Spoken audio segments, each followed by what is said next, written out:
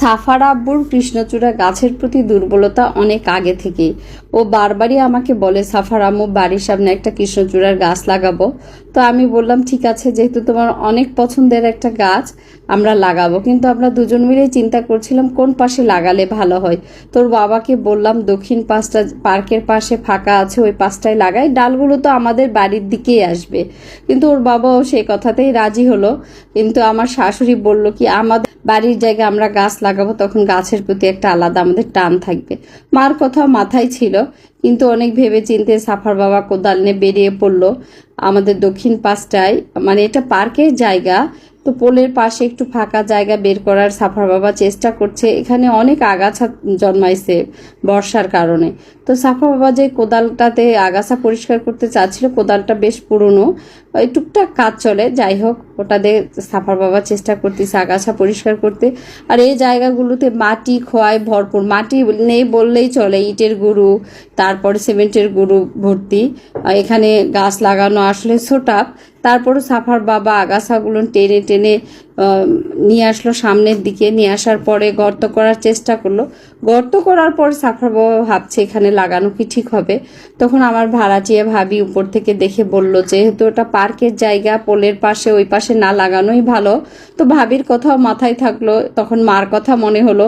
মার কথা অনুযায়ী আমরা ভাবলাম, আমি সাফার বাবাকে বললাম, সাফার বাবা তাহলে এখানে আর না লাগাই। তখন আমরা বাড়ির পাশে পশ্চিম পাশের জায়গাটা একটু সিলেক্ট করলাম।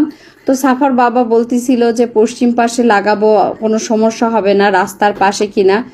এই দিক দিয়ে যদি ডাবল ড্রেন হয়, মানে রাস্তার দক্ষিণ পাশে তো ড্রেন আছেই, আবার যদি উত্তর পাশে ড্রেন হয় তখন গাছটা কাটা পড়তে পারে।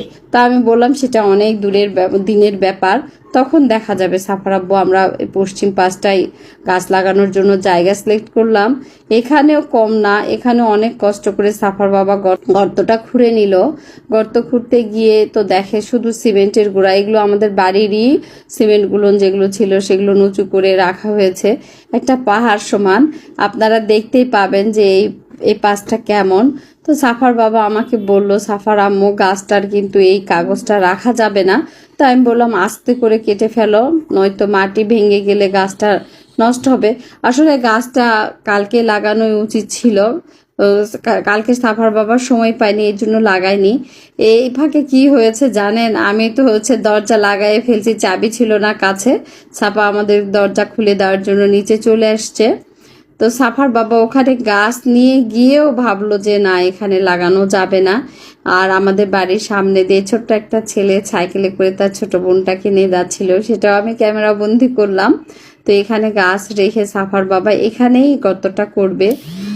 আমরা বরাবরই বিকেলবেলা গাছগুলো লাগাতে চাই, কিন্তু বিকেলবেলা পার্কের সামনে হওয়ার জন্য অনেক লোকজন থাকে, যার জন্য বিকেলবেলা গাছ লাগানোই যায় না। ফলেরও কিছু গাছ লাগিয়েছি, আসলে বিকেলবেলা লাগাতে পারিনি। গাছ সাধারণত সন্ধ্যার আগ দিয়ে লাগানোই ভালো, কিন্তু কি আর করার, সময় কম, লোকজন থাকে, লোকজনের সামনে গিয়ে গাছ লাগাতেও ভালো লাগে না। সকালবেলাটা এই এলাকায় সেরকম লোকজন থাকেই না, যার জন্য সাফার বাবাকে বললাম সমস্যা নেই, আস্তে করে গাছ লাগাবো, যেহেতু আজকে অত রোদ নেই আকাশে, চলো সকালবেলায় গাছ লাগাই।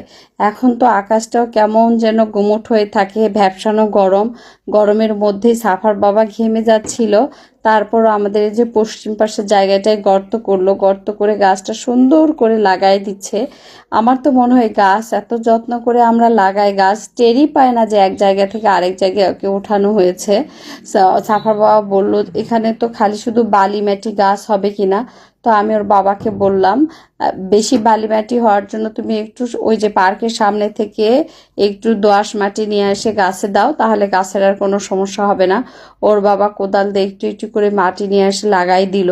আর যেহেতু এটা ছোট গাছ, ফুলের গাছ, ছাগল নষ্ট করেও দিতে পারে, যার জন্য যেদিন নার্সারি থেকে সাফার বাবা গাছটা নিয়ে আসে সেদিন কিন্তু সাথে একটা টোপাও নিয়ে আসছে। সাফার বাবার এই গাছের প্রতি এত দুর্বলতা দেখলাম, ও কিন্তু ফলের গাছের জন্য টোপা নিয়ে আসেনি কখনো, কিন্তু এই কৃষ্ণচূড়া গাছের জন্য কিন্তু ঠিকই টোপা কিনতে ভোলেনি। টোপাটা নিয়ে এসে খুব সুন্দর করে গাছে লাগাই দিবে। দেখেন এত যত্ন করেও টোপাটা লাগাই দেয়, উপর থেকে একটু মাটি নিয়ে গাছের গোড়ায় দিচ্ছে। আমি সব কিছু ক্যামেরা বন্দি করেছি। আমার বরটা এত কষ্ট করে গাছ লাগাচ্ছে, ওর গাছ তো লাগানোর নেশাটা আমি ধরিয়ে দিয়েছি। গাছের প্রতি কিন্তু প্রথম দিকে ওর অত নেশা ছিল না, ইদানিং আমার সাথে ছাদ বাগানে গাছ লাগিয়ে ও গাছ লাগাতে খুবই এখন মজা পায়, খুশিও হয় যে গাছ থেকে যখন ফল পাড়ে তখন ওর অন্যরকম একটা শান্তি কাজ করে। এই যে পাশে আম গাছগুলো দেখছেন, এই আম গাছগুলো কিন্তু আমার হাতেই লাগানো। গাছগুলো আস্তে আস্তে বড় হয়ে যাচ্ছে। তো এখন আমরা কৃষ্ণচূড়া গাছটাকে টোপা পড়াই দিব। আমার মাথায় আসতেছিল না, সাফার বাবাকে আমি জিজ্ঞেস করছিলাম, সাফার বাবা আসলে টোপার চওড়া দিকটা উপরে থাকে না চওড়া দিকটা নিচে থাকে? তোর বাবা আমাকে বলল গাছ যেহেতু আস্তে আস্তে বড়র দিকে যাবে, যেই দিকে চওড়া সেটা উপরের দিকে থাকে, তো নিচের দিকে একটু সরু হওয়ার জন্য গাছটাকে ভিতরে টোপার ভিতরে ঢোকাতে একটু কষ্টই হচ্ছিল। সাফার বাবা বলতেছিল টোপাটা একটা খুঁটির সাথে বেঁধে দিতে হবে। ও স্টোর রুমে গিয়ে মানে গ্যারেজের ভিতরে গিয়ে একটা খুঁটি নিয়ে আসলো, খুঁটিটাকেও বেশ সুন্দর করে খোয়া দিয়ে পুঁতে দিচ্ছে। আমি সেটাও ভিডিও ধারণ করেছি। খুঁটিটা যাতে না নড়ে যায়, ও হচ্ছে এত যত্ন করে খুঁটিটাও পুঁতে দিল। আসলে একটা গাছের সাথে একটা খুঁটি না থাকলে গাছটা কিন্তু স্ট্রং হয় না, যে কোনো গাছের সাথে খুঁটি দিতে হয়।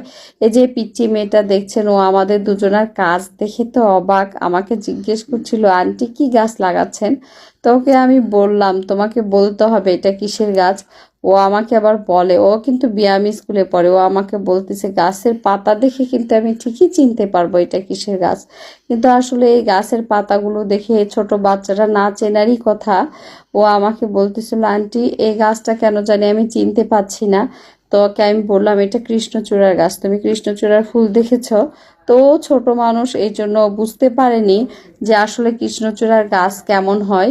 ওর সাথে আমি কথা বললাম, ওকে জিজ্ঞেস করলাম তুমি কোন স্কুলে পড়ো, তখন ও স্কুলের নাম বললো যে আমি বিয়ামি স্কুলে পড়ি। আমাদের হাউজিংয়ে একটা বিয়ামি স্কুল আছে, এই স্কুলটা কিন্তু ইংলিশ ভার্সন।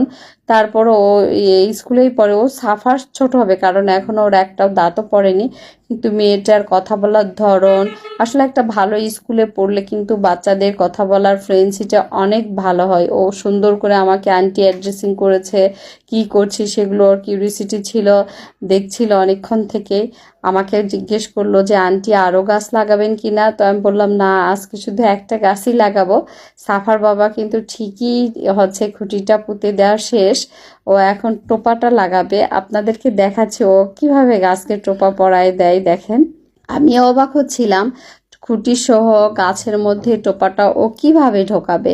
তো আমার মনে হচ্ছিল দেখি, আর সাফার বাবা যেই কাজটাই করে অনেক যত্ন করে করে। আমি একটু বরাবর কাজগুলো করি খুবই তাড়াহুড়ো করে, কাজগুলো অত ভালো হয় না সাফার বাবার মতো। তবে আমি তো সাফার বাবার মতো কাজে অত সময় দেই না, অল্প সময় দেই, যার জন্য কাজটা তো অল্প সময় দিলে একটু খারাপ হবেই। আর সাফার বাবা সময় নিয়ে আস্তে ধীরে অনেক যত্ন করে কাজ করে, যার জন্য ওর কাজগুলো পারফেক্ট কাজ হয়। তো আমি দেখি ওর কিভাবে টোপাটা লাগায়। আসলে একটু একটু করে খারাপও লাগছিল, বাড়ির সামনে দিয়ে অনেক লোক যাচ্ছে। এখন আর অত খারাপ লাগে না, কারণ কে কি ভাবলো আমরা ভিডিও করছি, আমাদের দিকে অনেকে তাকাচ্ছিল। এখন ওটা আর ভাবি না, কারণ আমাদের নিজেদের ভালো লাগার জন্য আমরা ভিডিও করি। কে কি ভাবলো সেটা দেখার আমাদের সময় নেই।